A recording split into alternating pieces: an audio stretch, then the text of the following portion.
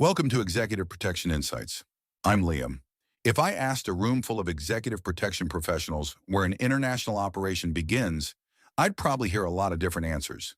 Some would say the hotel, some would say the first venue, others would say the motorcade. For me, it usually starts at the airport, not because airports are the most dangerous part of an operation, but because they're the point where months of planning finally meet reality. I've seen beautifully planned international missions begin to unravel before the principal even reached the security checkpoint. Not because of security threats, because of passports, visas, airline changes, customs regulations, medication, lost baggage. Simple things, the kind of things people don't think about until they suddenly become the biggest problem of the day. I remember receiving a call from an executive assistant about a week before an international trip. Everything was ready, flights booked, hotels confirmed, advance package complete, drivers scheduled, local teams briefed. She called because she wanted to confirm the airport arrival time. Instead, I asked her a question. When does the principal's passport expire? There was silence, and then she answered, I don't know. I asked her to check. A few minutes later, she called back. 5 months. Now, depending on where you're traveling, that might not sound like a problem. Except many countries apply the 6-month passport validity rule. Your passport can technically still be valid, and you can still be denied boarding. That operation nearly ended before it even started. Not because of intelligence, not because of the destination, because of one document sitting in the principal's desk drawer. From that day forward, passport validity became one of the first things I check. Then visas, transit visas, electronic travel authorizations, invitation letters, yellow fever vaccination requirements, medication documentation, currency declaration limits, even something as simple as whether a satellite phone can legally enter the country. People sometimes think advance work starts overseas. It doesn't. Sometimes the most important part of an international advance happens sitting in your office weeks before departure. The airport itself is no different. Every airport behaves differently. Some are incredibly efficient. Others become gridlocked before sunrise. Construction changes traffic patterns. Holiday travel doubles passenger numbers. Airline counters move. Security checkpoints open and close. Roads around terminals are temporarily redirected. I've learned never to assume that because I know an airport, I know how that airport is operating today. That's why I still conduct airport advances. I still drive the route. I still identify the terminal. I still confirm where commercial vehicles can stop. I still identify where our driver will stage. I still verify construction. I still look for alternate drop-off points. One airport in Europe completely rebuilt its departure road between 2 visits. If we'd followed our previous route, we would have arrived at a dead end. Simple, predictable, avoidable. The morning of an international departure is never the time to discover roadworks. Another mistake I see fairly often is assuming airport arrival times are universal. 3 hours before departure. It's good advice, but it's not always the right advice. If the principal has TSA PreCheck, clear, global entry for the return journey, airline elite status, and travels with carry-on luggage only, their experience is very different from someone checking 3 bags without any trusted traveler programs. One of the reasons I encourage principals to enroll in programs like TSA PreCheck, Global Entry, and Clear isn't convenience. It's predictability. Predictability is incredibly valuable in executive protection. The less time you spend standing in long public queues, the easier the operation becomes. But even then, don't assume those systems will always save time. I've watched clear lanes move slower than standard security because of staffing shortages. I've seen TSA PreCheck temporarily closed. I've seen global entry kiosks unavailable after system outages. Technology is excellent. Contingencies are better. One operation taught me another lesson I still remember. We arrived at the terminal exactly as planned. Business class, priority check-in, minimal luggage. Everything looked perfect. Then the airline agent looked up and said, I'm sorry, your seat assignment has changed. Most travelers would have accepted it. Executive protection shouldn't. Seat selection matters, not because one seat is safer than another, because movement matters. If my principal originally had an aisle seat close to the aircraft door and is suddenly reassigned to a middle seat near the back of the cabin, boarding changes. Deplaning changes, connections change. The amount of time spent inside crowded aisles changes. So before accepting the new assignment, I politely asked why. The aircraft type had changed. That explained everything. Different cabin layout, different seating plan. Within a few minutes, we'd worked with the airline supervisor to obtain another suitable seat. No drama, no special treatment, just professional coordination. That's another thing I've learned over the years. Relationships matter. If you travel internationally often, get to know station managers, supervisors, ground staff. Not because they'll break rules, because they'll help solve problems faster when something unexpected happens. Once the principal has checked in, many people think the difficult part is over. I disagree. The next transition is security, and transitions are where executive protection earns its value. I always brief principals before we reach the checkpoint. Laptop ready, passport available, boarding pass ready, liquids already separated if required, no surprises, nothing buried at the bottom of a carry-on. The smoother the process, the less unnecessary attention you attract. I've also learned never to assume everyone knows the local security rules. Every country is different. Every airport is different. Some require electronics removed, some don't. Some require shoes removed, others don't. Some permit liquids purchased after security to remain sealed. Others conduct additional screening at the gate. Knowing those small differences keeps the operation moving smoothly.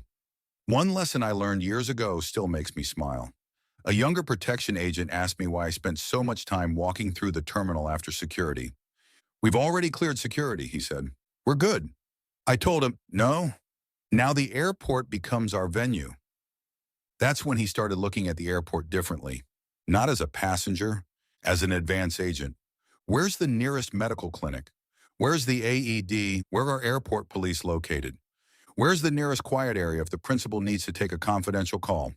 Where are the emergency exits if the gate becomes overcrowded? Where's the airline lounge?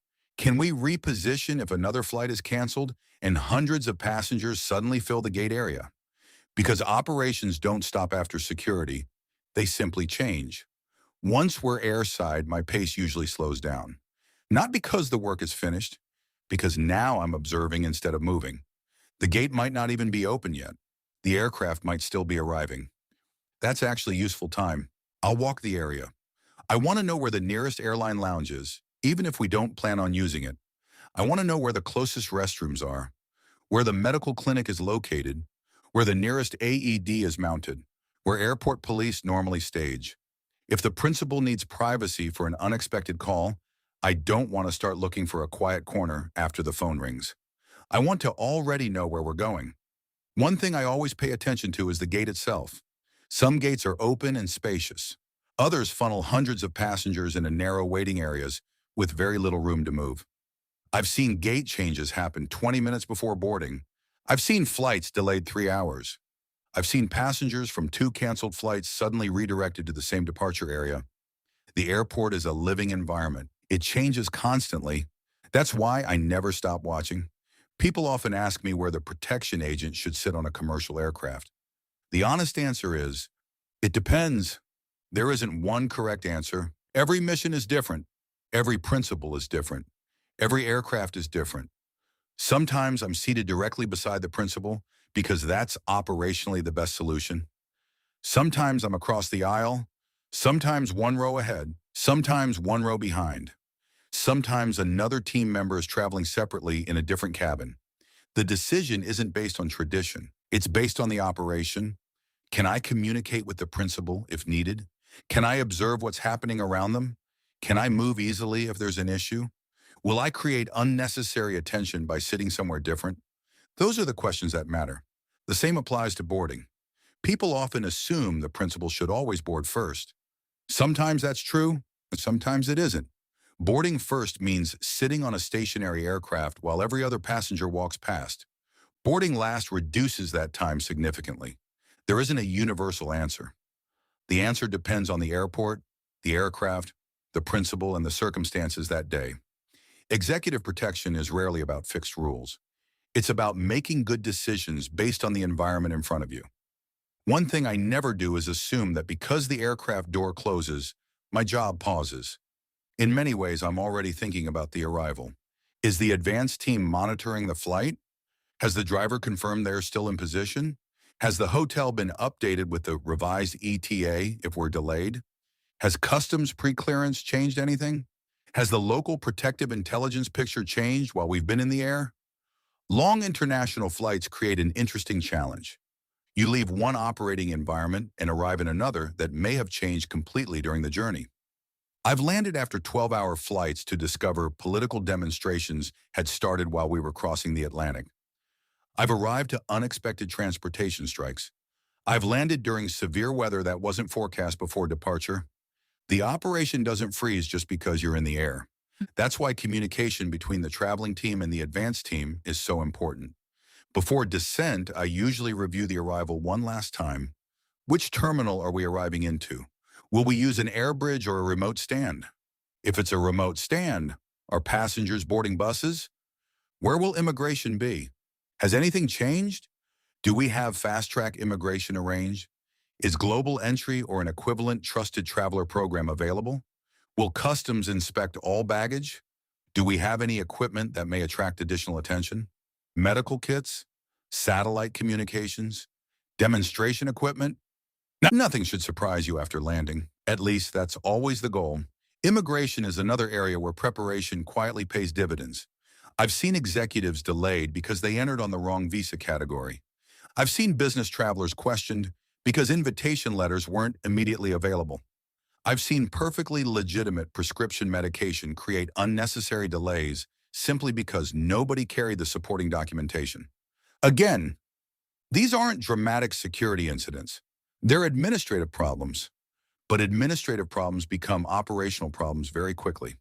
One of the best habits I ever developed was carrying digital and printed copies of important documents, invitation letters, hotel confirmations, return flight details, emergency contacts, insurance information.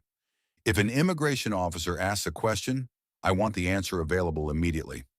Confidence comes from preparation. After immigration comes baggage. Some people think baggage claim is just dead time. I disagree. It's another transition. It's another public space. It's another opportunity for the operation to slow down. Whenever possible, I encourage principals to travel with carry-on luggage for short trips. Less waiting, less uncertainty, less dependency on the airline. When checked baggage is necessary, I want to know exactly what is inside each bag. Not because I'm curious, because if one bag doesn't arrive, I immediately know the operational impact. Is it clothing? No problem. Is it presentation material? That's different. Is it mission-critical medical equipment? Now we have a priority. Several years ago, an executive suitcase failed to arrive on an international flight. Inside that suitcase wasn't just clothing. It contained business attire for 3 days of meetings and some personal medication. We'd already discussed that possibility before departure. Within 30 minutes, the airline had the baggage report. The hotel concierge had arranged emergency clothing. The pharmacy had been identified. The local office was already helping with replacement items. The principal was inconvenienced. The operation wasn't. That's the difference planning makes. Before leaving the terminal, I always make one final confirmation. Has the driver been called forward? Not, is the driver here? Has the driver been called to the correct pickup point at the correct time? Too early and the vehicle gets moved by airport police. Too late, and the principal stands waiting on the curb. Timing matters. As we step outside, the airport operation ends and the ground movement begins. The opening vehicle confirms the route. The principal vehicle loads efficiently. Luggage is accounted for. Protective intelligence is updated one final time. The hotel receives the revised ETA. The convoy departs. To the principal, it feels simple. A flight, a walk through the airport, a waiting vehicle, a smooth drive to the hotel. That's exactly how it should feel. Because if we've done our job properly, they'll never know how many decisions were quietly made before they ever showed a passport, walked through security, boarded an aircraft, or collected a suitcase. Commercial airport operations aren't about getting someone onto a flight. They're about making sure the international mission starts exactly the way it was planned.